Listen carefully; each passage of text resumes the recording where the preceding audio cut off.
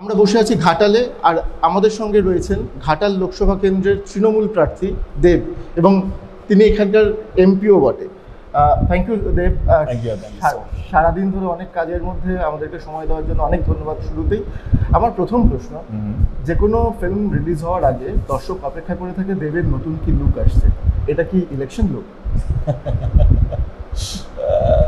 ওইটা ভাবারও সময় পাইনি নাকি, লাইক চুলটা আঁচড়াবো বা আঁচড়াবো না, যেভাবে মানুষ রিসিভ করে তোমাকে যখন আমরা সভাতে যাই বা আমি যখন সভাতে যাই, যেভাবে ফুল ছুঁড়ে, যেভাবে তোমাকে ধরতে চায়, ছুঁতে চায়, they want to bless you, touching your head, it's a great feeling. মানে তখন না, মানে আমি কি সেজে আছি, কি কাপড় পরেছি, তখন এটা ম্যাটার করে না।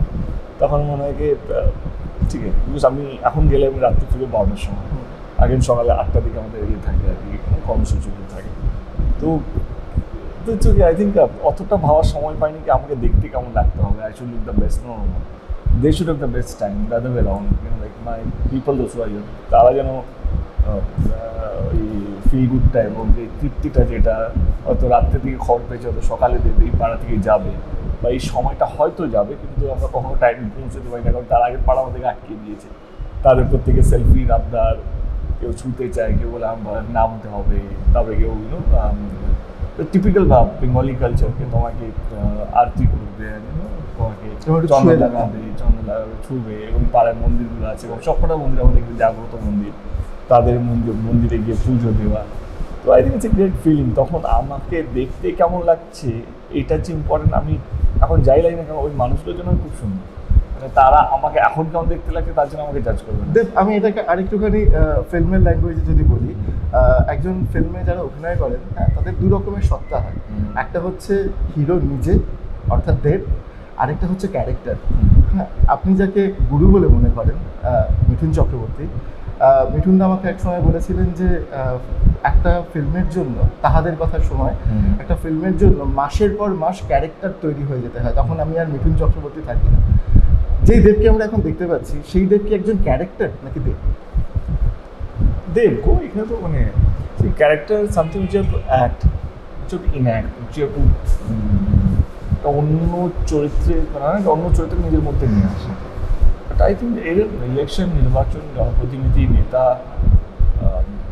মিনিস্টার, মন্ত্রী, যে মানে whatever like related to politics, তারা তাদের ভিতরে জিনিসটাকে বার করা উচিত। I think this is what I am right now is Dev. এটা ক্যাজুয়াল, দ্য মোস্ট ক্যাজুয়াল। এবং আমি এমন নয় কি আমি শুটিংয়ের পরের লোকে আমাকে, আমি জানি, অনেককেই জানি, তারা খুব প্রেজেন্টেবল না হলে বেরোয় না, ঠিক টিপটপ না থাকলে বেরোয় না। বাট সঙ্গে করে মেকআপ আর্টিস্ট নিয়ে ঘুরছেন, এরকমও দেখেছি।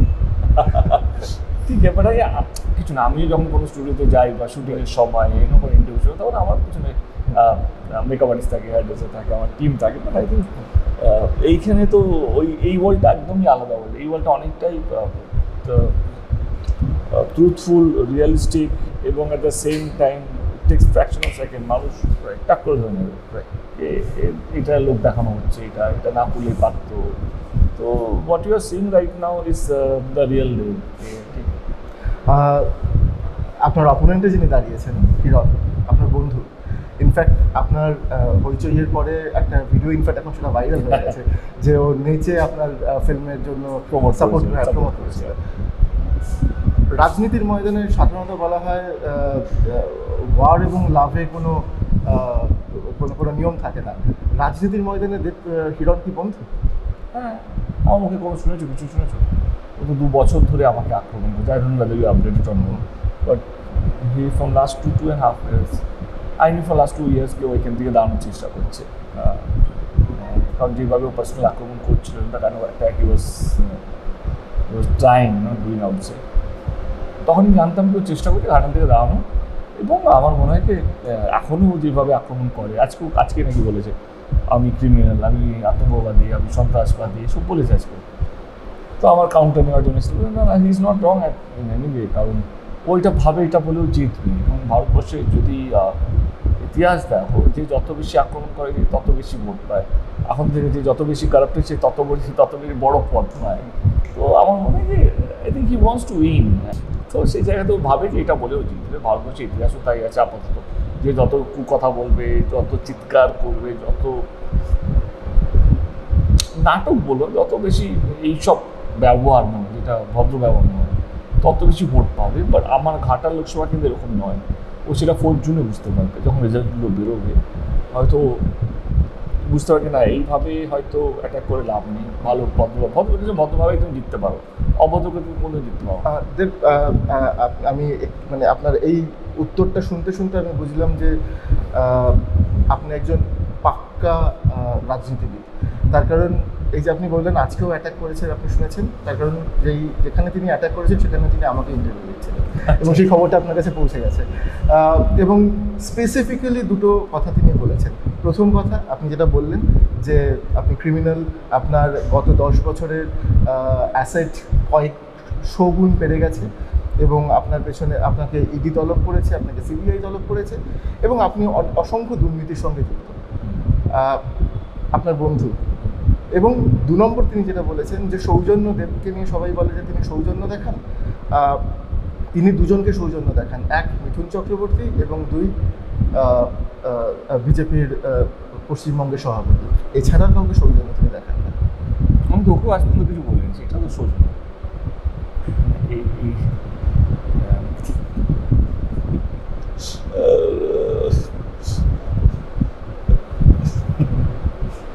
মানে ভাবছি একটা লোকের সাইকোলজি হয় না, আইডিওলজি সাইকোলজি,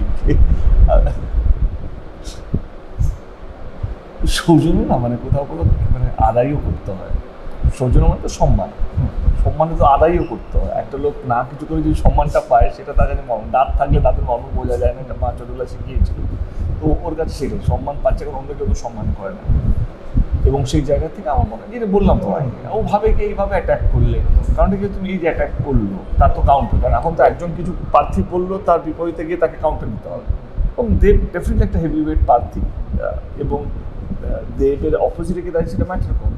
অফকোর্স হ্যাঁ, অ্যান্ড যে লোকটা দাঁড়িয়ে সে যত বেশি চিৎকার কথার আওয়াজটা বেশি শুনতে পাবে, কারণ দেবকে এমনি লোকে জানে নেগেটিভ।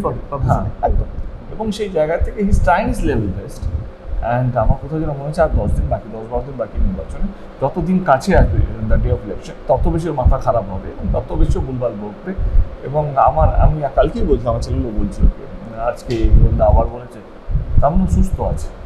যেই দিন সকালে হিরণ কিছু বলবে না তার মানে ওর শরীরটা খারাপ হচ্ছে, আমাকে ফোন করতে পারে আজকে তোর শরীরটা ঠিক নেই, মানে he has become like that for me. মানে অল দ্য লাভ, কারণ ওই আইডিওলজি বিশ্বাস করে, আমি আইডিওলজি বিশ্বাস করি না। দেব,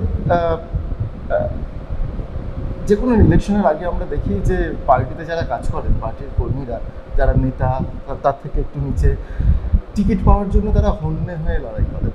হ্যাঁ, সারাক্ষণ পার্টি অফিসে তারা পড়ে থাকেন এবং প্রত্যেকবার ইলেকশনের আগেই আমরা গত কয়েক বছর ধরে দেখছি যে আপনাকে টিকিট দেওয়ার জন্য সবাই লড়াই করে এবং আপনি বলেন যে আপনি টিকিট নেবেন না, কিন্তু ফাইনালি আমরা দেখি আপনি টিকিটটা নিয়েছেন।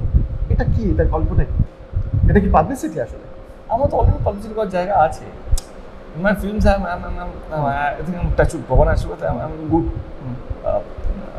কি বলবো, গুড জায়গা, মানে যেখানে সম্মানীয় একটা জায়গা, ক্যারিয়ার এখন একটা ছোট ঠিকঠাক আছে, লোকে এখন আমার ছবি দেখে। In fact my last 8-9 months like ব্লকবাস্টার্সের মধ্যে 50 days ক্রস করেছে টাচ উড। তো ওই যে পাবলিসিটি স্টান্টটা আমার কাছে রোজ আছে। আমি পুজোতে আবার একটা টেক্কা বলে ছবি দিচ্ছি, এখন এখানে আমার মাথায় চলছে কী পাবলিসিটি করবো, আবার কিছু চমক নিয়ে আসবো, খাদান বলে একটা ছবি আছে। তো আমার এই পাবলিসিটি করার জন্য জায়গা আছে। এবারে আমি সত্যি রাজনীতি করতে চাই। এই যে তুমি তো করলে ক্রিমিনাল, আতঙ্কবাদী, কেন আমি শুনবো? এখানে যতই তুমি ভালো কাজ করো না কেন, লোকে তোমায় গাল দেবে, মানে কারণ তুমি হয়তো বিরোধী দলে আছো, ঠিক ম্যাটার করে না কোন দলে আছো, তুমি অন্য দলে মানে তুমি খারাপ। এবং মানুষের প্রত্যাশাও অনেক বেশি, যে মানুষ ভাবে এমপিরা ভগবান, আমার বাড়িতে সামনে রাস্তা দিয়ে তো রাস্তা করে দেবে, ঘাটাল মাস্টার প্ল্যান, ভোট দিয়েছি হয়ে যাবে, দেবী করবে। এবং মানুষের অনেক সমস্যা আছে। এবার আমি জানি আমি সব সমস্যার সমাধান করতে পারবো না, বাট দেশ আমার হ্যাভ ফেথ ইন দেব করবে, দেব পারবে, দেব চাইলে সব কিছু করতে পারে। তো I feel I am very like handicap একটা। মানুষের প্রত্যাশা অনেক বেড়ে যাচ্ছে ক্রমশ। হ্যাঁ, মানে কোথাও যেন মানুষ অনেক বেশি বিশ্বাস করতে শুরু করলাম, কোথাও যেন লোকে ভাবছে দেবই করতে পারে, দেবকে ভরসা করা যেতে পারে। এবারে যে সিনেমার নায়ক ওরা রিয়েল লাইফ নায়ক ভাবতে শুরু করলো এবং আমি জানি I am the most handicap person, I am not me, everyone in this country as a politician. Narendra Modi is also most handicap person, even Mamata Banerjee, কারণ তারা সব সমস্যার সমাধান করতে পারবে না। এই people who has the maximum number of power, তারা যদি সমস্যার সমাধান করতে পারছে না, ও মাই। এবং আই ফিল দ্যাট কি আর আমি I could not able to solve a single problem, not me, anybody for that matter. যে কোনো প্রতিনিধি সে তার অঞ্চলের সব সমস্যার সমাধান করতে পারবে। অনেক কিছু হবে, কিন্তু আমি করি পাঁশকুড়া থেকে তুমি ঘাটাল যে রাস্তাটা হলো, সে তো 4 লেন রাস্তাটা, ব্রিজ হয়েছে, 100টার মতো ব্রিজ হয়েছে, কিন্তু যেহেতু ঘাটালটা পুরো নদীর শহর বলা যায়, চারদিক থেকে নদী দিয়ে ঘেরা, তো এভরি 200 মিটার একটা এদিক থেকে ওদিকে একটা কাটারি, so that too is the time. এবার আমি দেখছি সবটা না পসিবল না, এবং আমার কষ্ট হয়, এবং সেই জন্য আমি রাজনীতি ছাড়তে চাইছিলাম। তো সেই ব্যাপার দিদি ছাড়েনি, সেটা দিদি নিজেও বলেছিল। অন্যদের যদি না বেরোতে পারি তাহলে কী করলাম, তো এমন একটা কাজ করি যাতে মানুষের ভালো হবে। তো আমরা ঘাটাল মাস্টার প্ল্যানটা দিদিকে বললাম যে at least I have to face the people, at least I have to go with some work, right? And it's such a huge project, মানে 100 বছরের আগেকার যে সমস্যাটা Ghatal master plan, she said yes to it and she came over here. তিনি যে announce করলেন যে আমরা করছি, এবং অভিষেকও তারপরে number 2 in the party, even he said that state government will do it. তো এইটা পাবলিসিটি নয়, এটা যারা সত্যি মানুষের জন্য কাজ করতে চায়, at the end of the day they also feel sorry, ইয়ার সব সমস্যা আমরা সমাধান করতে পারি না। আমার লাস্ট প্রশ্ন,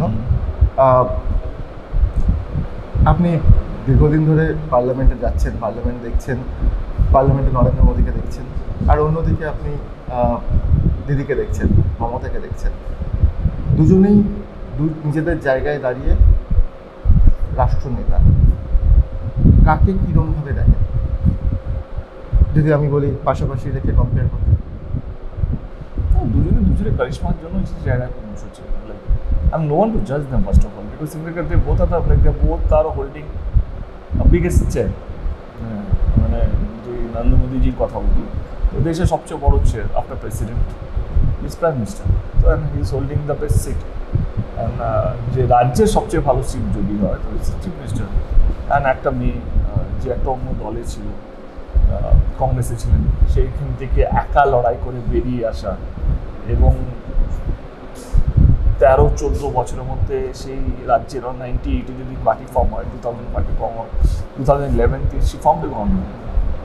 তো ইটস এ হিউজ সাকসেস, মানে তো ইটস নট সো ইজি। তো আমার মনে হয় দুটোই, মানে ওনারও একটা চিফ মিনিস্টার থেকে বায়োপিক করতে হলে কাটতে করবে থাকে, দেব প্রোডাকশন হাউস বায়োপিক আগে করে।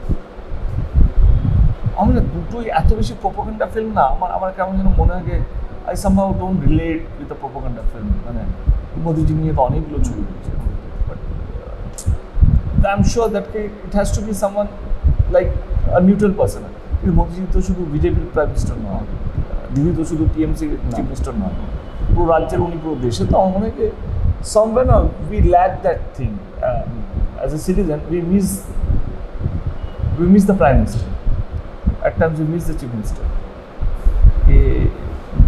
We feel that when we see other prime minister, we don't have other chief minister culture in abroad, but দিদি তবু অনেক কিছু করে। বাট যেহেতু একটা গেমের মধ্যে আমরা সবাই পড়ে আছি, তো game, it's a game, it's something game of chair, which is full of thorns. তো এই জায়গাতে everything is regarding vote, nothing. আমাদের সবটাই ভোট নিয়ে, ভোট কেন্দ্রিক। তো সেই জন্য আমরা যত দিন যাচ্ছে অত ন্যারো মাইন্ডেড হয়ে যাচ্ছে। নাহলে when we see like abroad, যখন বিদেশে যখন প্রেসিডেন্ট ইলেকশন যখন হয়, they talk about how powerful nation they want to be. তারা টেলিভিশনের সামনে ডিবেট করে, তারা বলে আমরা নিউক্লিয়ার এনার্জি বানাবো, এটা দিয়ে ইলেকট্রিসিটি কীভাবে করবো, আমরা we have to make our nation beggar free, আমাদের দেশে একটাও বিক্রি হবে না, তার দিকে কীভাবে আমরা কাজ দেবো, how to become the most powerful nation in the world, right? How to go to moon, how to go to Mars, how to go, ওরা তো ভাবছে আমরা প্লুটো অব্দি কখন পৌঁছবো। This is their thought. আমরা সে রাম মন্দির নিয়ে আলোচনা করি, আমরা এখানে একটা সেম পজিশন, তো ডেজিগনেশন তো সেম, আমরা হিন্দু মুসলমান নিয়ে আলোচনা করি আমরা। But no one is talking, people are talking, I feel sorry madam, both the party for that matter, we are talking নবরাত্রে কে মাছ খাচ্ছে, this is a debate. And I don't know, so I miss my prime minister, I miss my chief minister. এটার জন্য কুণাল ঘোষ আবার tweet করবেন না তো?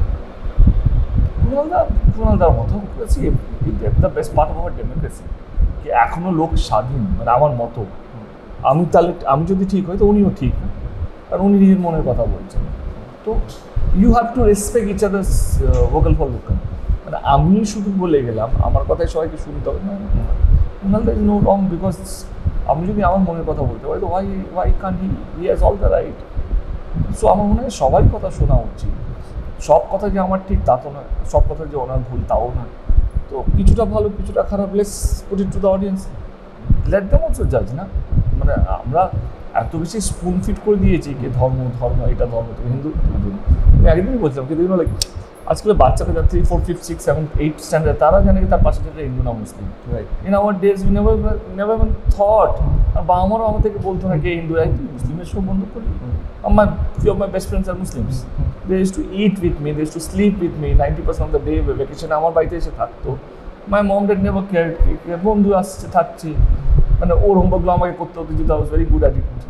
এবারে ওর বাড়িতে ব্যাট বল থাকতো, আমরা স্কুল ছুটি হওয়ার পর আমি শিওর দ্যাট কিরকম অনেকগুলো বাড়িতে হয়েছে। আর তার বাড়িতে ক্রিকেট ব্যাট বল নিয়ে আমার বাবা মাকে বলতাম না, ওর বাবা মা জানতো, ওর বাবা মারা বলতো না, সাপোর্ট করে দিত চলো।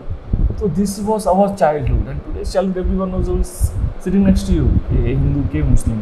তো আমার মনে হয় কি ভোট হার জিত পরে হবে, বাট আমি জিতলাম আমার দেশটা হেরে গেলো সেটা যাতে না হয়। মানে we have to win together, and we have to win. How we can win only যখন আমরা সবাই একসাথে লড়ছি। But every in our country, everyone is fighting for himself. There should be a happy climax. Happy ending. Inshallah, definitely হবে. Thank you so much. We are very hopeful. Thank you so much. Thank you so much.